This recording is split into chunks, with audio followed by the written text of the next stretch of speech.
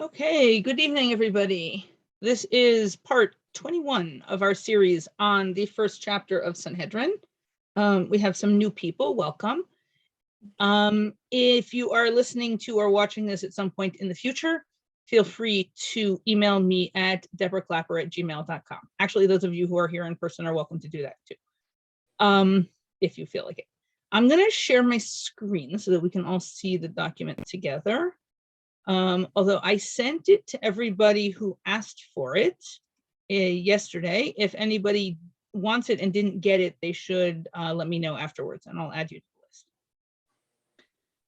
the list. Okay, so at the end of our last class, we were talking about Rabban Gamliel, or Shimon ben Gamliel, I'm sorry, and his requirement that when you are making the decision at this time of year about whether to make a year into a leap year or not. And that is a decision which in Rabban Shimon ben Gamliel's own personal time was made on the fly. They didn't have a calendar that was set in advance. Instead, they set the months by actually looking for the moon. And when the witnesses saw the new moon, then they made it Rosh Chodesh. And so months were 29 or 30 days and you didn't know in advance until the Beit Din declared it. And the year, in order to make the season stay at the same month, as we discussed last time, 12 lunar cycles, that is to say the moon going around the earth 12 times, takes 354 days, but it takes the earth 365 days to go around the sun. So if you just call a month cycle of the moon and you have exactly 12 months in every year, then your year is 11 days too short to keep the seasons in the right place, and your holidays are going to fall backwards by 11 days each year. So in order to keep Pesach in the spring and Shavuot in the summer and Sukkot in the fall, approximately 7 out of every 19 years have a 13th month. And that makes the number of days come out right for the overall 19-year cycle. In any case, but in Rabban Shimon ben Gamliel's own time, this was done on the fly, and they did a series of interviews with different kinds of people, with shepherds and farmers and people who watch the weather and whatever, to determine whether we were now, we're 2 months away from Pesach or 3 months away from Pesach. And it's kind of interesting, actually, they did it that way because they were totally capable of, and in fact did, the astronomical calculation to know when the equinox was going to be. If they just wanted to make sure that Pesach was in the spring on the solar calendar, they could totally have done that without ever checking the weather. But they're more interested, I think, in making sure that the barley harvest comes out exactly at Pesach, and that it does depend on the cycle of the earth around the sun, but it also depends on when it happened to rain and how warm it is outside. And so I think they're trying to take everything into account. In any case, Rabban Shimon ben Gamliel had claimed that the way this decision process is done is that first you convene a court of 3 judges, and that court of 3 judges decides whether a deliberation needs to take place. And if they decide that you need to have a deliberation, and by vote, if at least 2 of them think that there needs to be a deliberation, then you add 2 more judges and deliberate with a court of 5 judges about whether or not to add a month to the year. And if 3 out of 5 judges at least decide that they want to add a month to the year, then you add 2 more judges before actually sitting down and declaring that there's going to be an extra month in the year.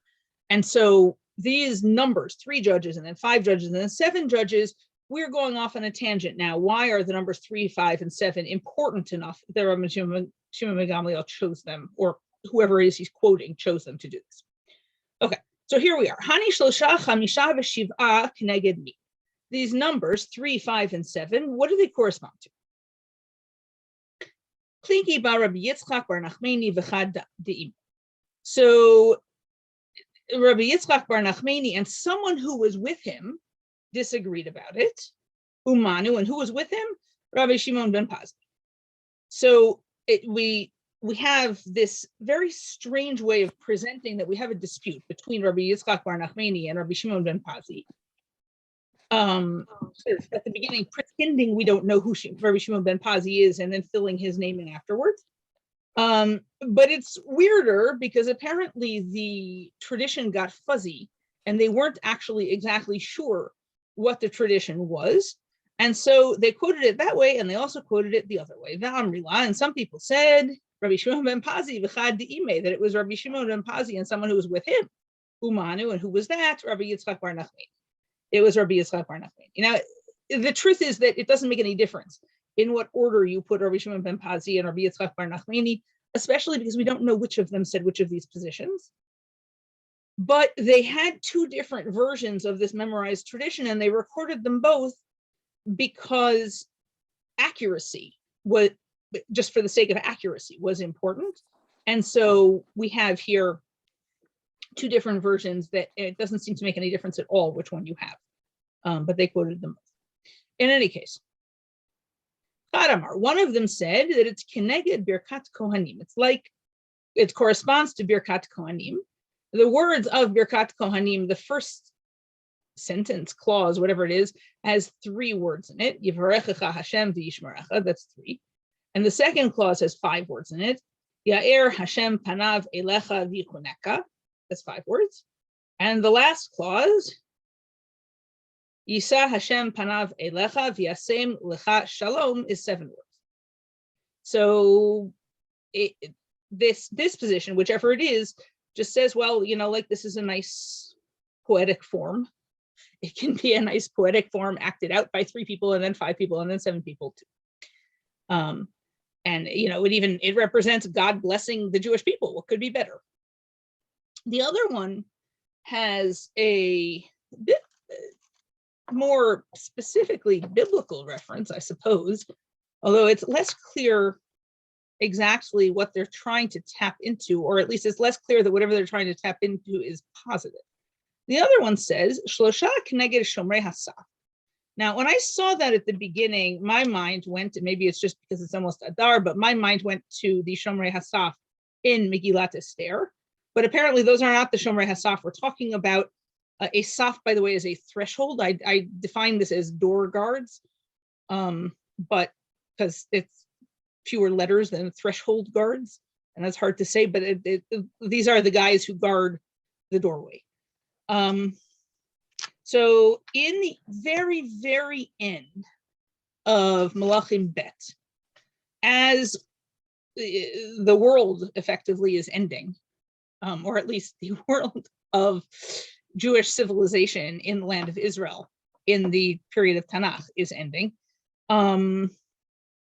people are being dragged off to exile. And in, let's see, chapter 25, verse 18, they drag off Sariah HaKohen and Tzifaniyahu, the second Kohen in command, and Shloshet Shomrei Hasaf, the 3 threshold guards.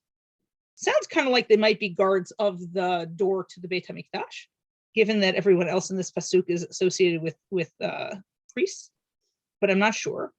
And then the next pasuk says, and from the city, umin ha'ir lakach saris echad asher pakid al anshem hamilchama v'chamisha anashim meroei pnei hamelech asher nimtzeu va'ir.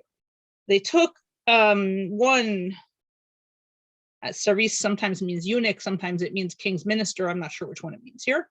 Who was an officer of the men the men of war, and they also took 5 men from among those who see the face of the king who happened to be in the city.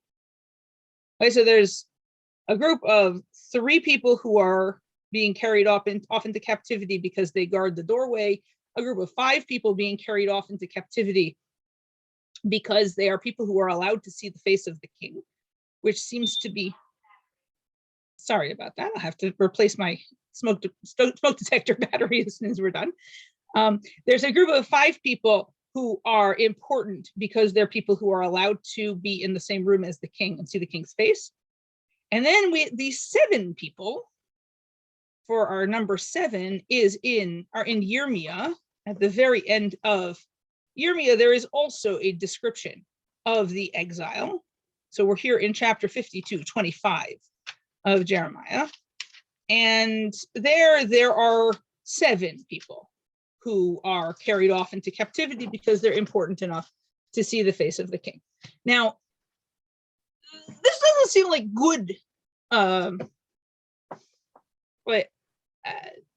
correspondence, right? You'd think we'd be looking for people who God likes their decisions, God rewards them, God wants them to stay alive. Like, you would think that we'd be like trying to tap into the religious significance of the destruction of Jewish civilization. And I'm not at all sure what they're getting at here, but one way or the other, that's where they got the numbers 3, 5, and 7 from. And we go on with a little bit of a story about somebody teaching this. Tani Rav Yosef. So Rav Yosef once taught, Ani shlosha v'chamisha v'shiv'a, shlosha keneged shomrei asaf, chamisha miroi pnei hamelech, shiv'a roi pnei hamelech. So Rav Yosef was there in class, and he taught everybody these 3, 5, and 7 judges that Rabban Shimon ben Gamliel requires in order to make the decision about lengthening the year. These numbers are corresponding to the door guards, the people who see the face of the king in the book of Kings, and the people who see the king's face in the book of Jeremiah. The same thing as the second position we just saw. Just now we have Rav Yosef in real time standing there and teaching this. And his student Abaye says, Amrle Abaye le Rav Yosef, Ad ha'idna my tama lo parishlan marhafi. Abaye says, but Rabbi, why didn't you never tell us this before? This is amazing. And Rav Yosef says to him, Amar lahu, I didn't know that you needed me to tell you. I thought it was obvious, which is interesting. Or maybe I thought somebody else had already told you. Mi ba'itu manai milta, have you ever asked me a question and I didn't answer it?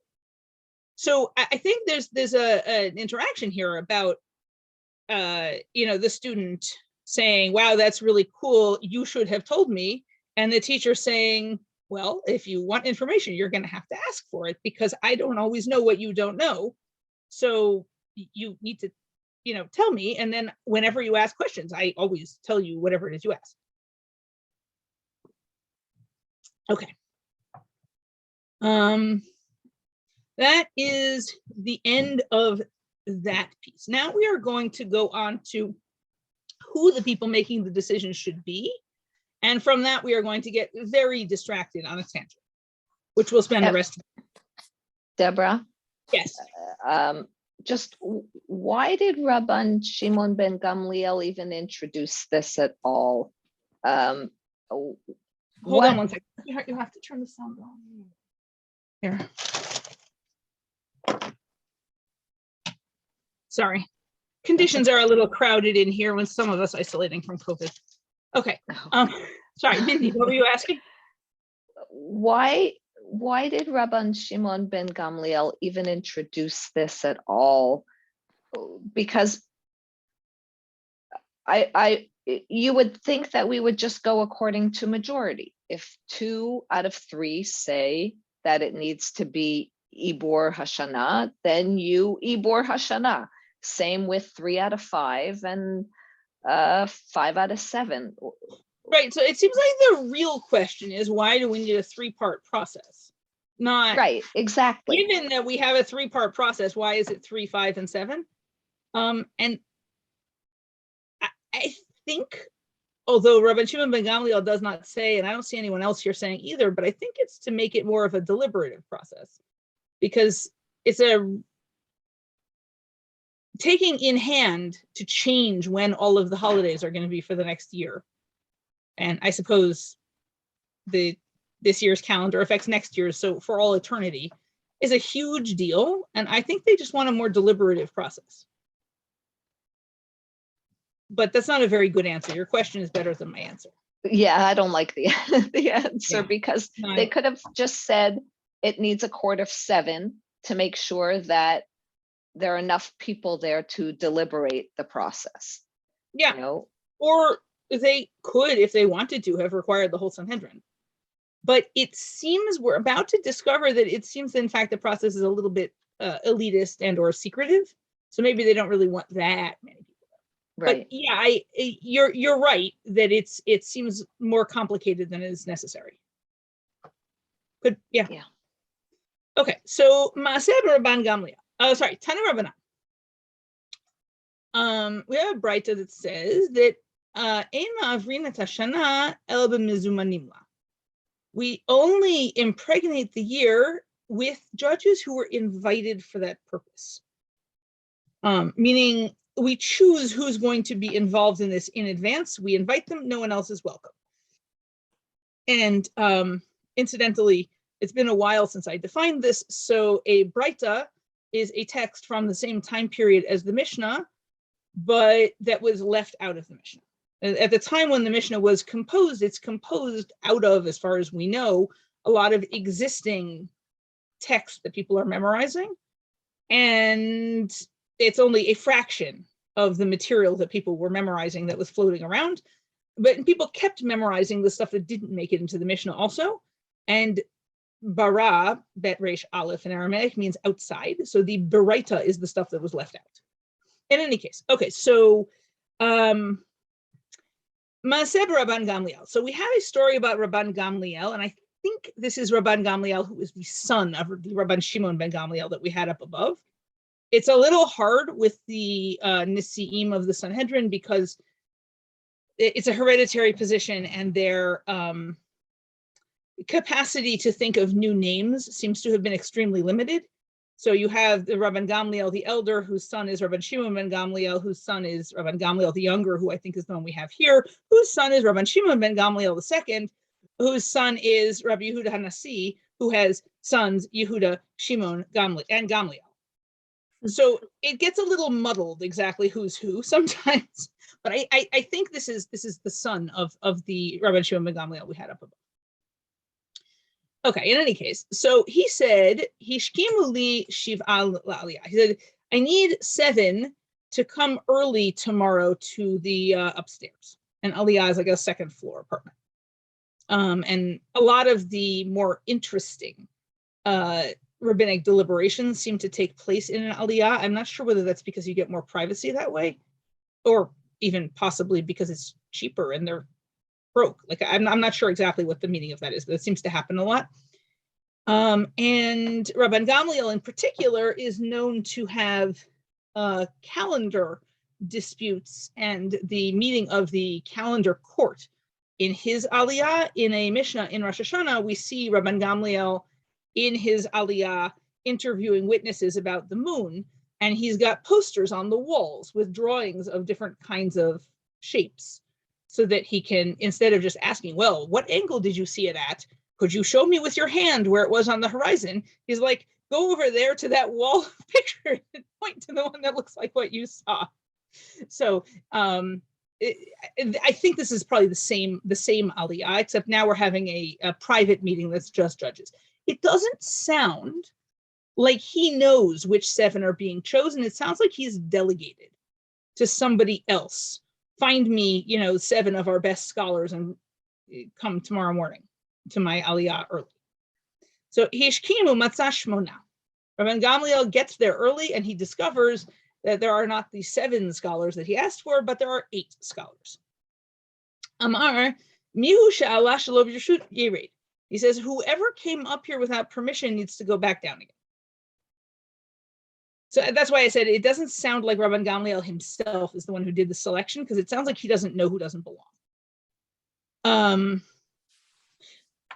Amar Shmuel HaKatan, the Amar Ani Hu Shaliti Shelo B'Reshut. Shmuel HaKatan gets up and he says, I'm the one who came upstairs without permission.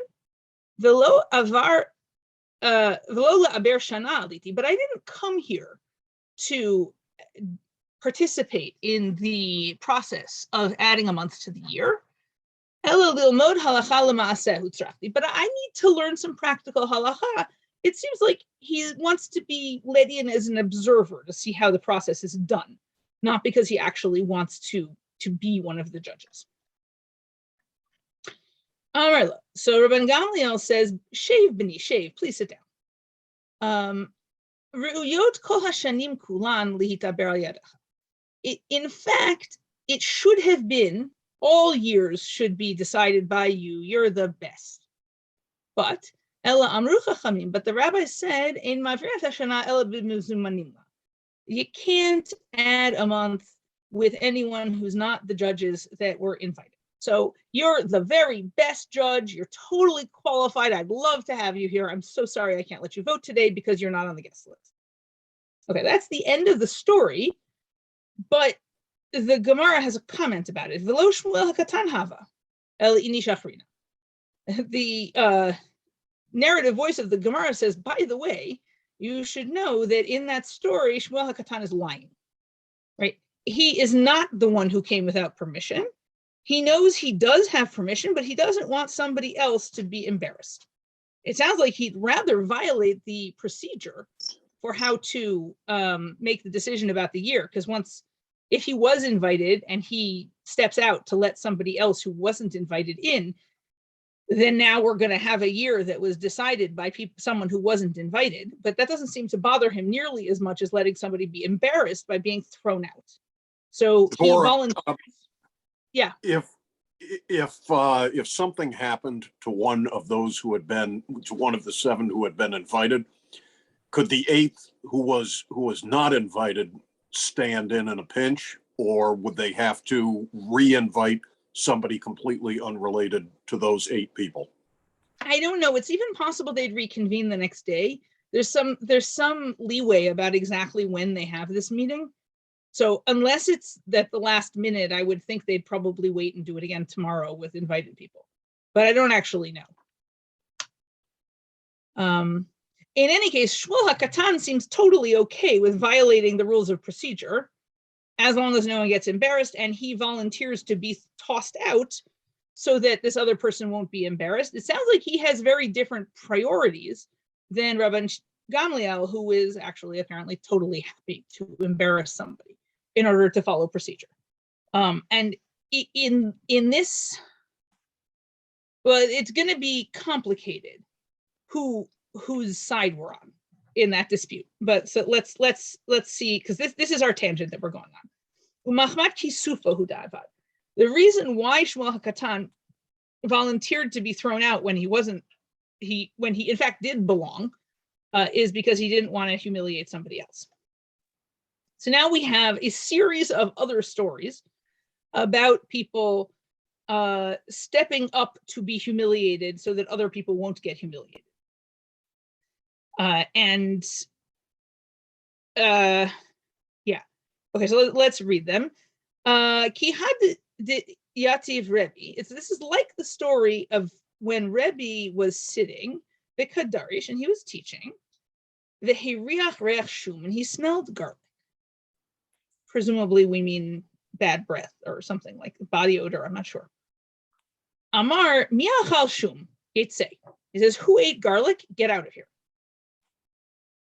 Amar Rabbi Chia v'yatza. So Rabbi Chia stood up and he left. Amdu kulam v'yatzu. So everybody else stood up and left. So it seems here, if we would just stop at that point, it sounds a lot like Rebbe has behaved in a way that has Rabbi Chia leading a student rebellion against the way Rebbe is treating the students. That would be my interpretation as of this point. But we actually get to hear Rabbi Chia's perspective on what happened the next day. So Bashachar, the next morning, Mitza'o Rabbi Shimon v'Rebbe l'Rabbi Chia. So now Rabbi Shimon, who again is the son of Rabbi Yehuda Hanassi, who was the son of the second Rabbi Shimon ben Gamliel, who was the son of Rabbi Gamliel, who was the son of Rabbi Shimon ben Gamliel. This is all in the family. So Rabbi Shimon, the son of Rebbe, finds Rabbi Chia. Amarle, and he says to him, Atahu shetziyarta l'Abba, are you the one who caused my father pain? Not, and Rashi here says caused my father pain by making him smell garlic. I think the story is open to the interpretation, are you the one who caused my father pain, by getting all of the students to walk out of his class when he's in the middle of teaching, which also seems potentially like what Rabbi Shimon ben Rebbe is talking about. But the ensuing conversation goes better with Rashi's interpretation. He's asking him if he's the one who ate the garlic. And Rabbi Chia says back, Lo tehe kazot Israel. Such a thing couldn't happen in Israel. Like, I would never do such a thing. In other words, of course I didn't eat garlic. I was just trying to protect whoever did eat garlic, because who wants to stand up and say, yes, I'm the one who smells bad, I guess I'll leave. Of course, Rebbe's asking somebody to do that. Just like Rabbi Gamliel's asking somebody to leave, both of them are kind of being shown here as asking people to volunteer to be humiliated. That's not necessarily to their credit. And we seem to think that it's the guy volunteering to be humiliated when he doesn't deserve it who's the good guy, which kind of tends to imply that you probably shouldn't produce this situation to begin with, which I guess makes it a good thing that we're learning remotely, because for all you know, I smell terrible. Okay, Rabbi Chia mehecha gamrilas. And where did Rabbi Chia learn that you're supposed to do this? He learned it from Rabbi Meir. Now this is a really strange story. Did time.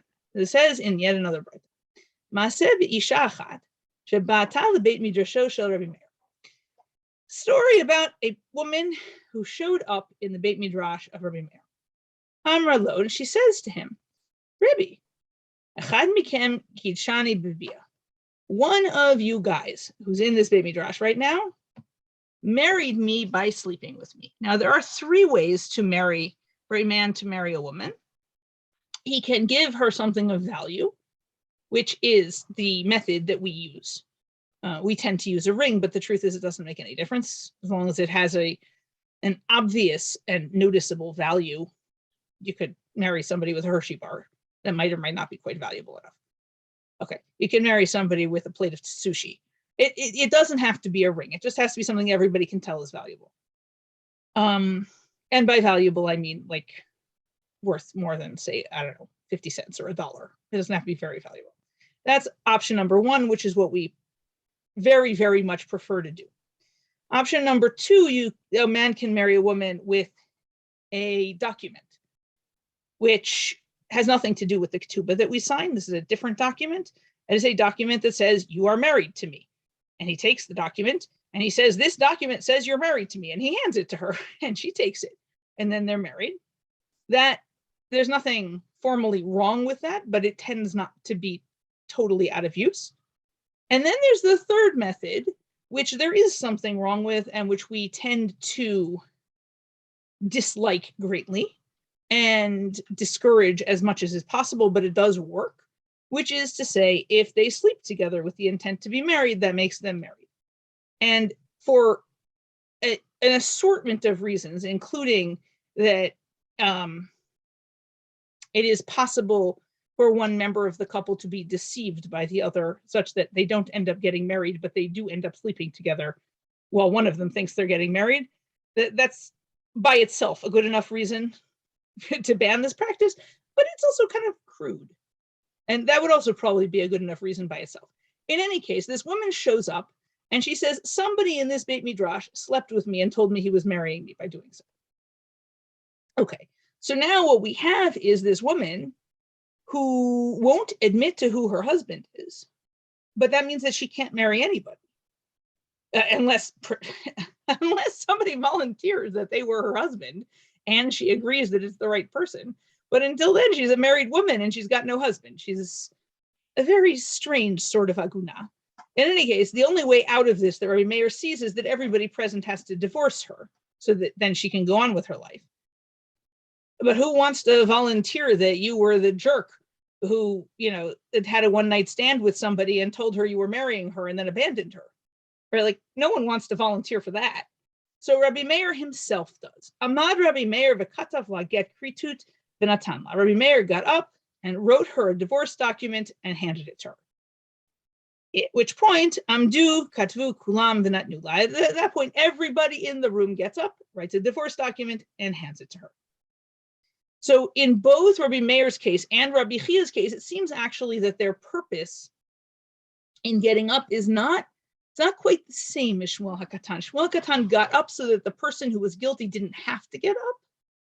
Rabbi Chia and Rabbi Meir both get up and lead everybody else in getting up and doing the thing that the one person needed to do and might not be willing to.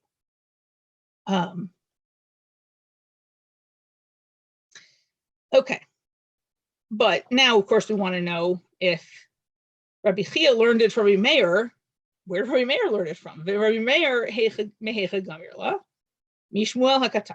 Rabbi Meir learned it from Shmuel HaKatan, who was in he's the guy in Rabban Gamliel's upstairs, admitting to being the extra judge when it's not true. And Shmuel HaKatan mehecha gamirla. And where did Shmuel HaKatan learn it from? He learned it from Shechania ben Yechia. Here we go back again to the later books of Tanakh.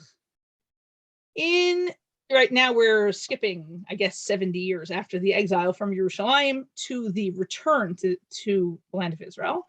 And when the Jewish people return from the land of Israel, one of the things that Ezra has to deal with as their leader is that there's been a lot of intermarriage. And it seems specifically that there have been a lot of Jewish men marrying non-Jewish women, which leaves you with, first, presumably, it's,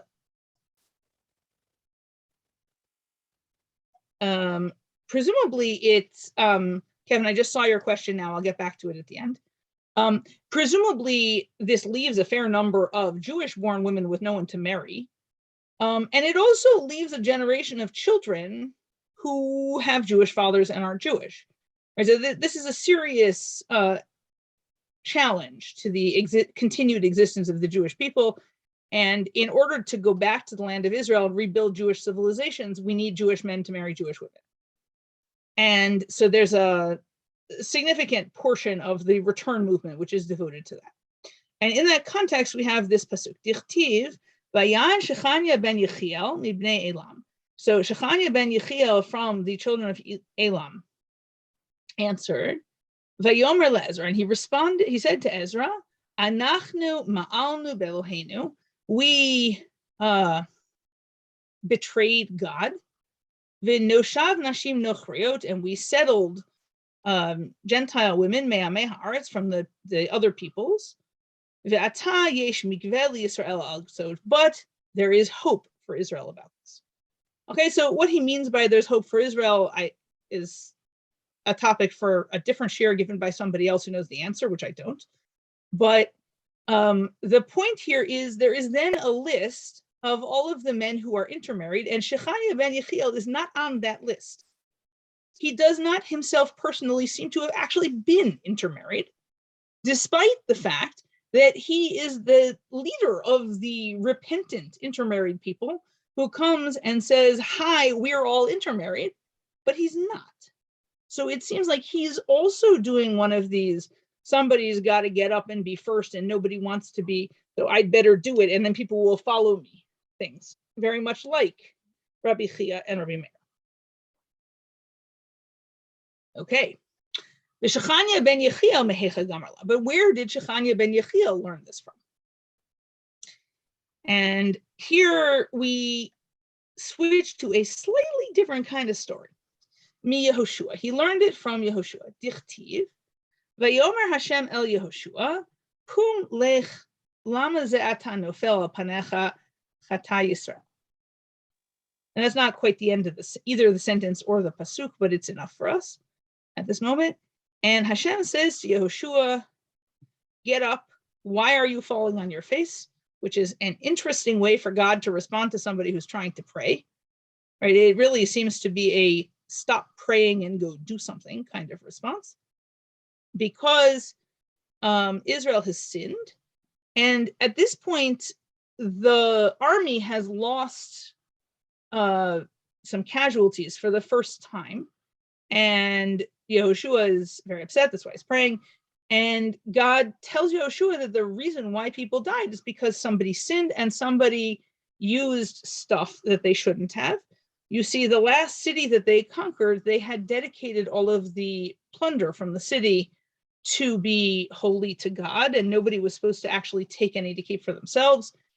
And God says somebody took plunder. And that's why things are going wrong. You guys are no longer, a perfectly behaved holy people, because you've got somebody misbehaving here, and you need to find him and stop him.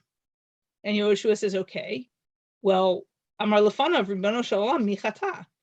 He says, Master of the universe, who is it? You have to tell me who sinned if you want me to get rid of somebody. But God says here, not necessarily in Sefer Yehoshua, but God says, Amar lo v'chidil Torah nilach. God says to him, am I a tattletale? And then there's a sentence missing from the translation here. I'm sorry, I got distracted when I was typing. Atil gorelo, do a lottery. So, and in fact, Yehoshua does do a lottery. The lottery falls on a guy named Achan, I believe, and Achan turns out to have stolen from the holy plunder. And once he is executed for his crime, then everything goes back to the way it was. It's a very, very, very strange story. And it does not seem, and this is bothersome to me, but I don't know what to do about it, it does not seem to have the features that we saw above with Shechania ben Yechiel and with Rabbi Meir and with Rabbi Chia, in which the person who gets up and does something then leads everybody into doing the right thing, even though they don't want to, unless you think killing Achan is the right thing. And then I'm a little uncomfortable with that, but I don't have another way out of that.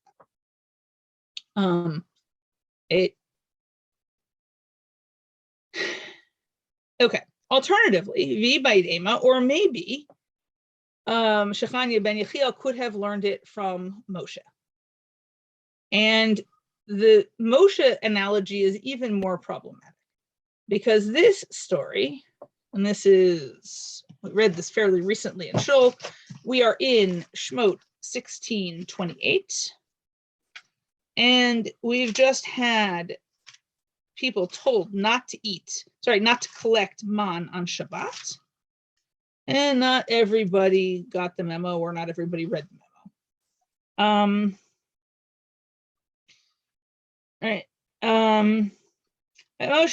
Moshe has said you got to do all your preparation on Friday and save your man until Shabbat, and then 6 days you're going to collect the man. On the seventh day, it's not going to fall, and you're going to eat the man you saved from the day before. But then on the seventh day, there are some number of people, it says some of the people, went outside to look for man, and there isn't any, which is not surprising because Moshe told them that there wasn't going to be. But God yells at Moshe. God says to Moshe, Ad ana me'antem lishmor mitzvotai v'torotai. God says to Moshe, how long are you refusing to keep my mitzvot and my Torah? And I'm using my daughter's Tanakh here, and she seems in a class that she took to have circled the you here. Good job, because that's what we need here for our quote. God is saying to Moshe, you didn't do what I told you to do, even though Moshe is not at all one of the people who didn't do what God told. Moshe's doing his best here. But God is accusing the wrong person. I guess the idea here is he's accusing the wrong person so as not to embarrass the people who he is actually accusing. Although that's a little strange, because when God is yelling at you, it's usually not good for you. And usually we assume that God punishing people, at least, is supposed to be fair. So the analogy is not perfect here either. And I'm not 100% sure, because Moshe is not volunteering to be part of the blamed group. God is volunteering Moshe for that position. But I guess Shechania ben Yechiel could still learn from that, sometimes you have to include the innocent in a group of guilty people in order to get people to cooperate. That much, I guess, you can still get from this citation. Either way, I think we're left with a feeling that the blameless person who lets themselves be blamed in order either to help other people do the right thing or to save other people from humiliation is the good guy. And we're left with a sort of an unspoken statement, but I think it's still there in the background, that putting people in a situation where they have to do that unnecessarily is not very good pedagogy and not very good court administration, and possibly just mean. Although I'm a little hesitant about that, because it kind of puts God in that category, although the Moshe and Yoshua stories have enough differences that I don't know if we need necessarily to make that part of the analogy.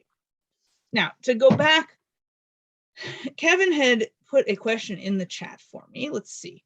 It says, is unilateral intention sufficient to effectuate a marriage pursuant to the third method? In principle, my understanding is no. All three methods of kiddushin only work if both the man and the woman have intent to get married in the process. But it's possible that we will make presumptions about people's intent. As, for example, if we see you standing wearing wedding clothes in front of your family, standing under a chuppah in front of a bunch of witnesses, handing over or receiving a ring, our first presumption is going to be that you're there on purpose to get married. And unless you object in the moment, we're probably afterwards, if you say, nah, I didn't really want to get married, it was a joke, we're probably going to ignore you. And I would say that our inclination to ignore you when you say you didn't mean it historically would have been even stronger if you're actually in bed with the other person.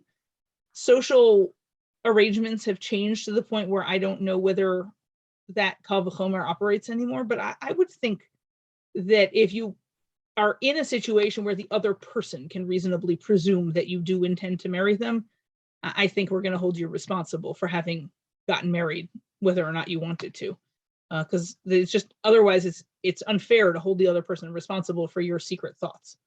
That doesn't seem fair. But in a theory, there shouldn't be any such thing as unilateral marriage ever. It's just that in practice, in order to protect people from slimy other people, it is necessary to hold people responsible for the things that they pretended to do, as well as for the things that they actually did. Okay, that is the end of what I have for this evening. Are there other questions?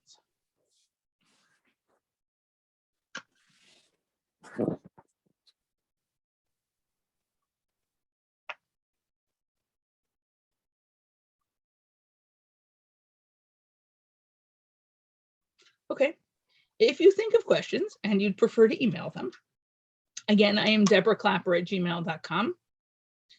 And thank you everybody for coming. I will see you next Monday. Thank you so much. Thank you. Night. Have a Thank good you. night, Deborah. Be Thank happy you. it's Adar. You. Be happy. Chodesh Tov, everybody. Okay.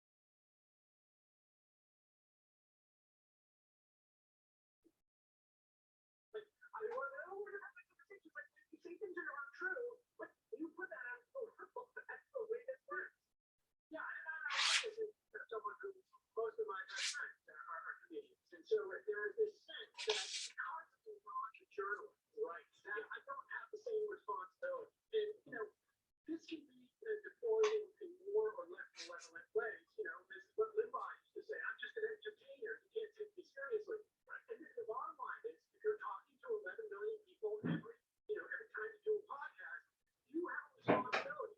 And if you're the company that's paying for it, it's on you. And yeah, it's a Spotify paycheck. And so it's on them. It's part of their brand now that they're the ones who are publishing this stuff. They're talking about it. They're returning it. Their responsibility, their brand.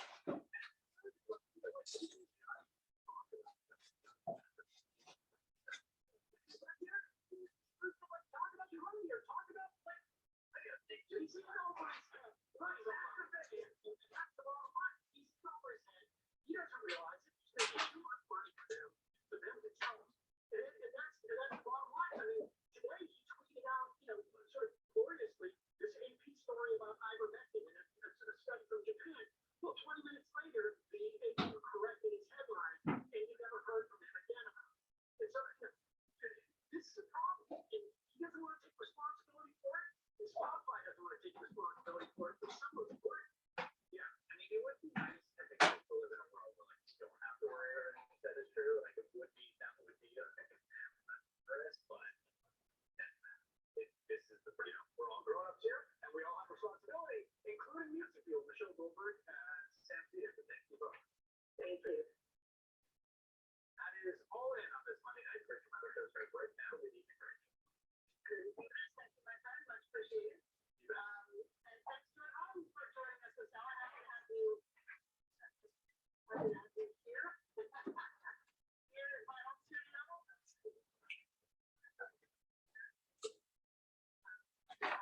Recent COVID exposure.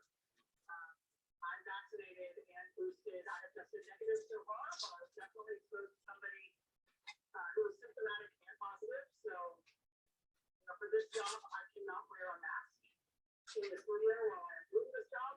So that means I cannot go to the studio and risk infecting any of my beloved coworkers or anybody else in that space. So, again, I'm fine. There's absolutely nothing to worry about whatsoever. I'm just trying to do my part to make sure I don't put anybody else at risk. So please forgive this.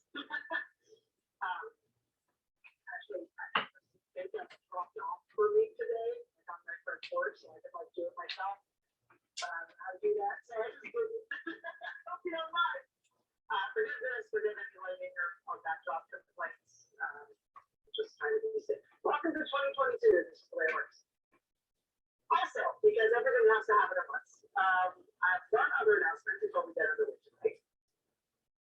A couple of years ago, you may remember, I did a podcast, a relatively short 7-episode single arc podcast called and it was about Nixon's vice president, Cyril Agnew, and he ran out of the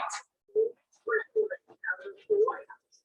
But the prosecutors basically stumbled onto the evidence of him being a crook and literally taking envelopes of cash across his desk while being a public official. They put together this criminal case against him, even though he was the same vice president. And it was all right in the middle of bargain. It was only thanks to those prosecutors that we didn't end up with President Agnew when Nixon resigned in disgrace. It would have been, after the national trauma and disgrace of Watergate, it would next have been President Agnew, the felon, presumably taking envelopes full of cash in the Oval Office instead of in his vice presidential office. Had these prosecutors not followed their case to the end and forced Agnew to resign, that is what would have happened. I still think it's just an absolutely amazing story.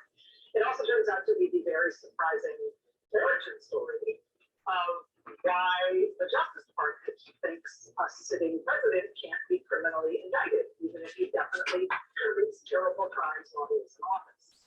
That, of course, was put to the test like never before under the twice impeached coup-plotting President Donald Trump, who was back.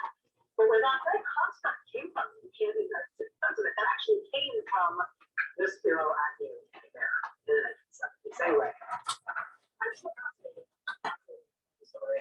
I actually learned a lot more and discovered a lot more about Agnew and that whole period history since you watched that podcast.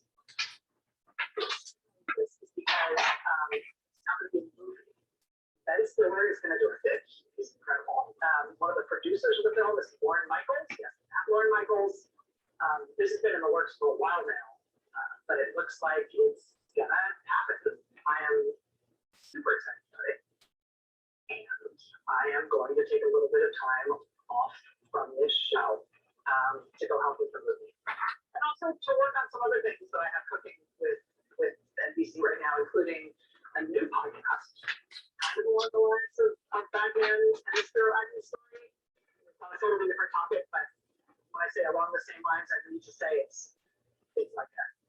It's not a specific arc, it's a specific story. It's a reported journalistic tale. It's not just like a jibber jabber podcast where I chat with people and admit I haven't done the reading. It's a real thing on a story that I've been starting to research and report for the last few months now. I am super excited about it. Super excited to tell you about it when I have fun to tell. So just like late night hosts sometimes go on hiatus in their shows, I'm going to go on hiatus for a little bit here from the show so I can work on some of those other projects. In addition to the movie, the Batman movie, and the podcast that I'm working on, the paperback of the Batman book is also coming out in just a few weeks, coming out in April. There's also an adaptation of a different book that I want to try to make for TV as well, but I just started working on. There's all this stuff I've been working on that I want to work some more on. So as you can tell, I'm nervous about all this. It's a change in my life. It's all for the good. I will this week through Thursday night, and then the hiatus means I'm just going to be off for a few weeks, off from doing the show. Not really going anywhere. I'll be not devastating an idiot. For the big news events in the meantime, I will also be back doing the show again before you'll even miss me. I'll be back in April. And there may eventually be another hiatus again sometime in my future, but for now, we're just taking it one step at a time. Again, I'll be here for Thursday this week, and then I'm going to. And of course, not on the way, the show will continue to be run by the absolute best producers in this entire business, like the amazing staff of the show. We're going to be very, very good hands.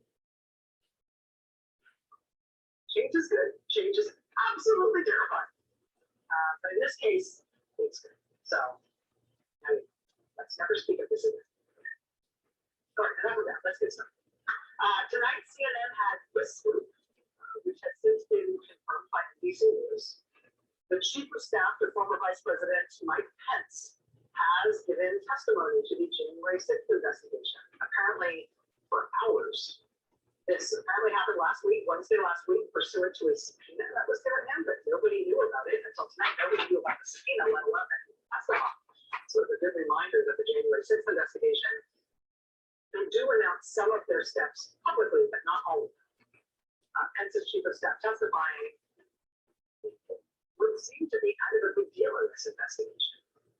When you think about how he fits into this, right? We've talked about on the show the effort to overthrow the government and prevent the new president from taking power last week. That scheme basically played out in three places, three levels. First is in the states, where they ginned up these fake election irregularities to try to justify throwing out the election results in those states where Trump lost. And where in at least 5 states, Republicans actually got together and forged the paperwork proclaiming themselves to be the electors from that state, even though they weren't. That paperwork was sent into Congress and to the National Archives to make it look like those states were casting their electoral votes for Trump, when they were not. So that all happened in the states. Level 1 was in the states. Level 2 was at the Justice Department. And what they tried to do was shift the U.S. Justice Department from U.S. attorneys and went to the Attorney General's office. They tried to use the Justice Department to give some kind of air of authority to these fake claims about fraud from the states, and to encourage Republican state legislatures that they really should falsify the election results in the states and throw out the real electors.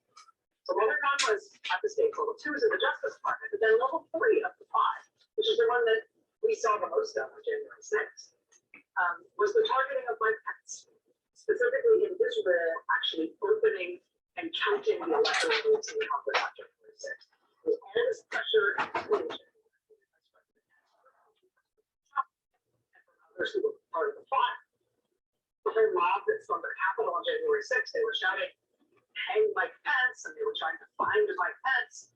because they were directed to the pressure Mike Pence. They were the muscle, they were the physical intimidation behind that part of the scheme that targeted Pence.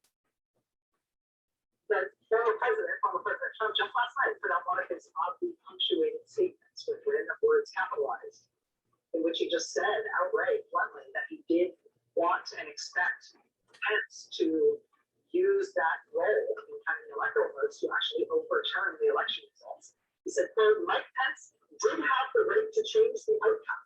Unfortunately, he didn't exercise that power. He could have overturned the election. Just say it quickly now, not hiding from it. But it's still an open question as to whether or not Vice President Pence himself is going to testify to the January 6th commission. His chief of staff testified.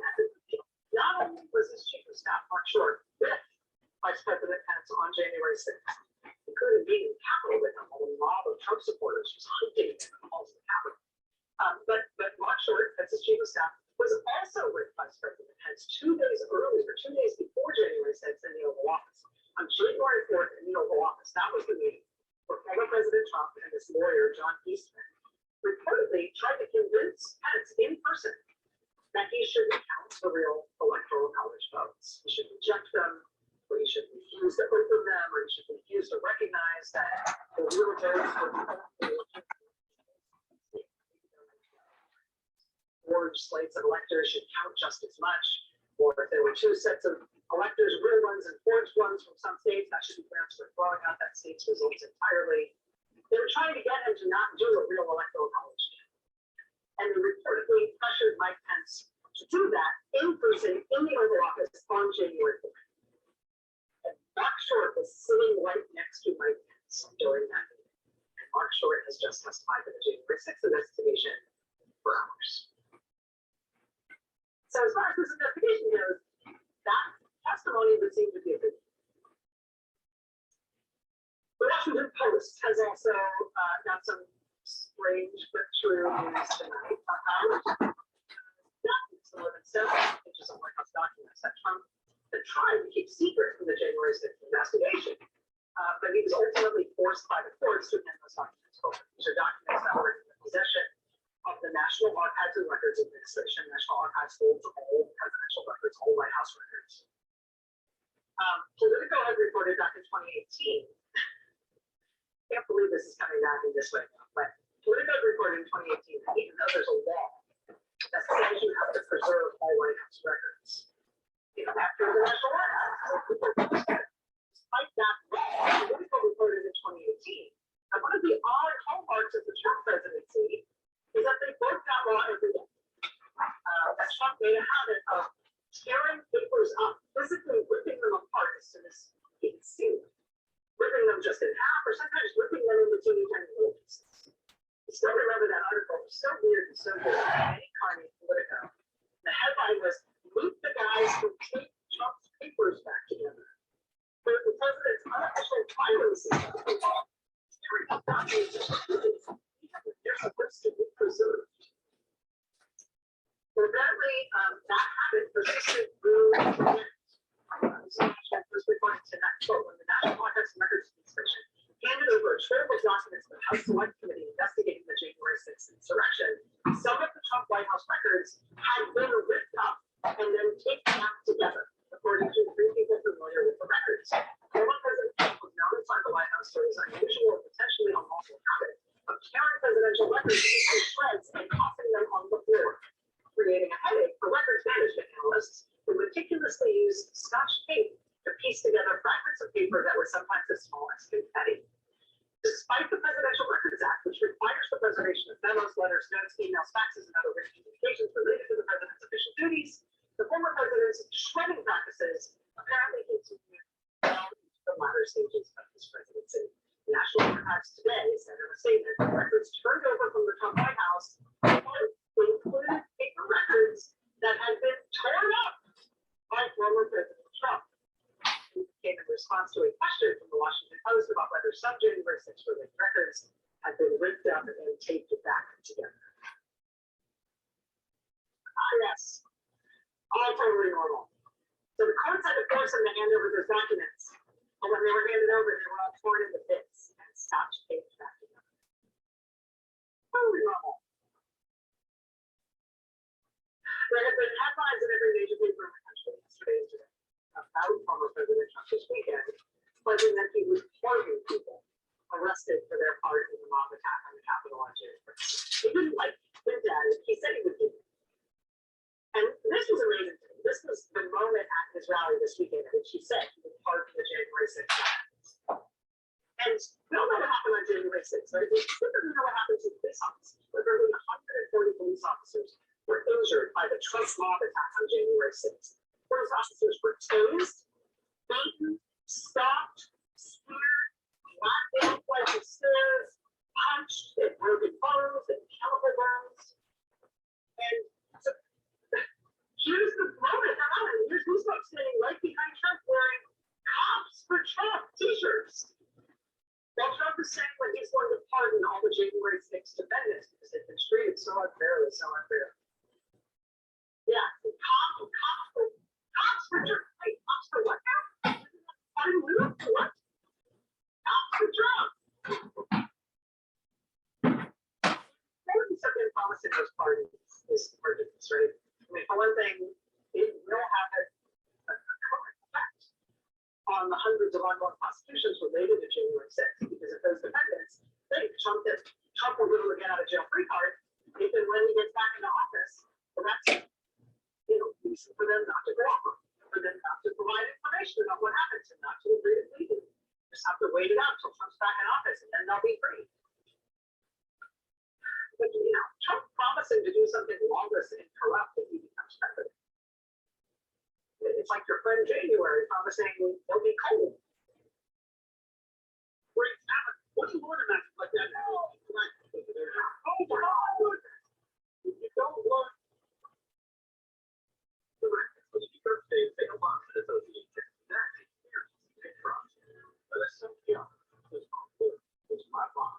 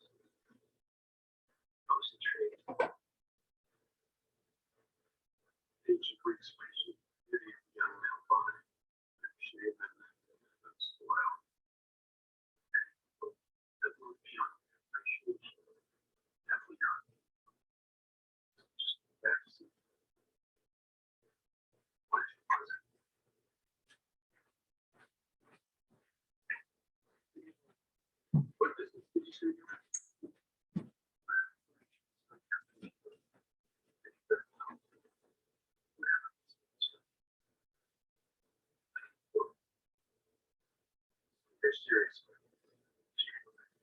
In fact, I suggest both turn off our cell phones.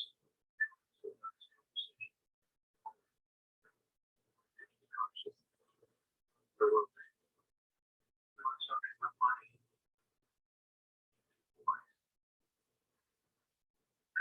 Just that sort of thing. Lift me on that, right?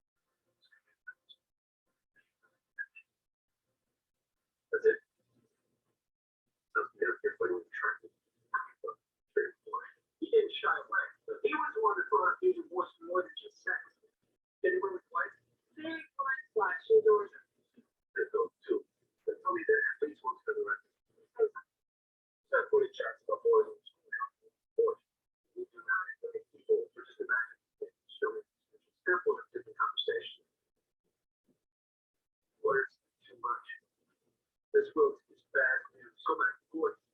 There's something more.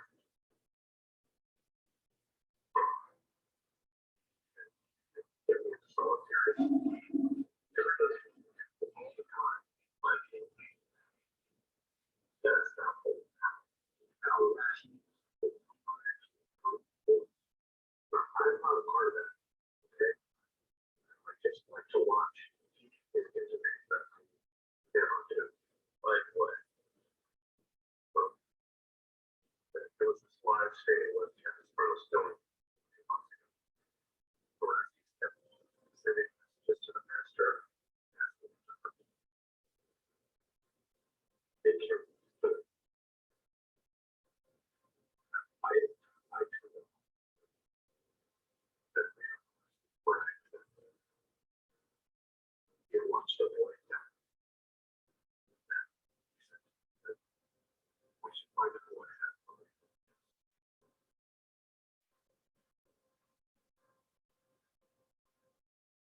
Boy told us about webcasts or something on dance groups. They take lots of questions toward you.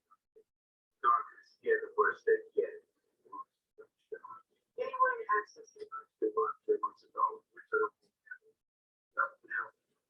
Take over board's Japanese accounts to fish. Okay, sorry, we got it.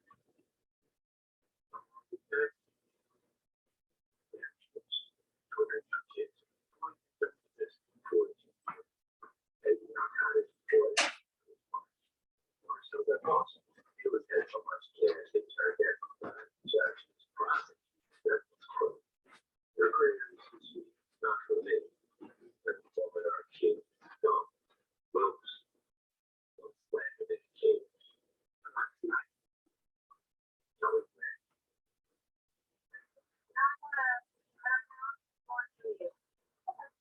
They both really work in a program.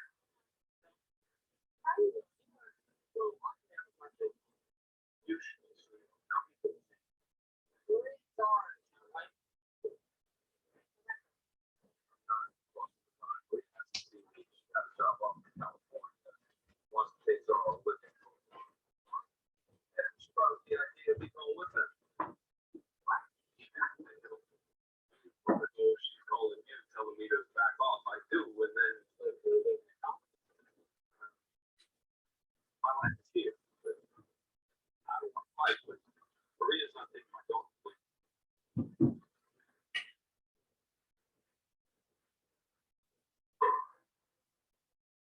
I know you can vouch for, but I gotta take care of myself. Look at your on this. Nazi, heroin, women, girls, no guns. Anything else? Let me get to. How about boys? Eight and younger. No grass on the infield. No one. El Salvador, Mexico, done. 40K on it. Only if we see the boy first way. I don't have to try to catch. I got no skin in the game. Go.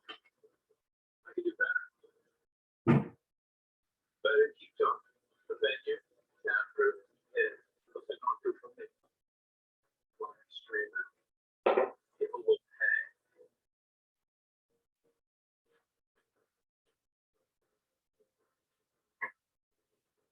Here's photographer. It's not my style.